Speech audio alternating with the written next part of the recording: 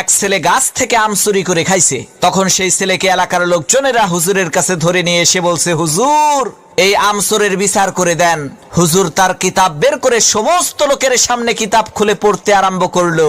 যে চুরি করে খাইছে আম তাকে দিতে হবে তার দাম, দাম না দিলে তার পিঠের উপরে কিল পড়বে ধাম ধাম। হুজুরের কিতাব শুনে এলাকার লোকজন সেই ছেলেটিকে কয়েকটা চর থাপ্পড় মেরে বিদায় করে দিল। আল্লাহর কি কুদরত!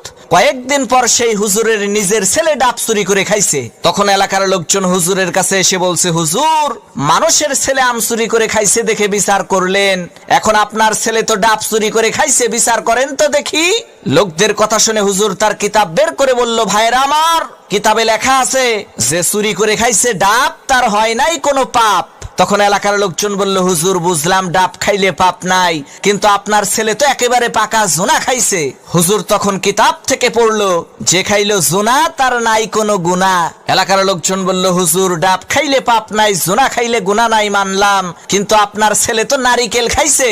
তখন হুজুর তার কিতাব থেকে পড়লো, যে নারিকেল খাইছে চুরি কইরা, তোমরা সবাই মুড়ি দাও তার হাত ধইরা, কারণ সে চুরি করে খাইছে নারিকেল, এর মানে একেবারে পরিষ্কার তার দেল।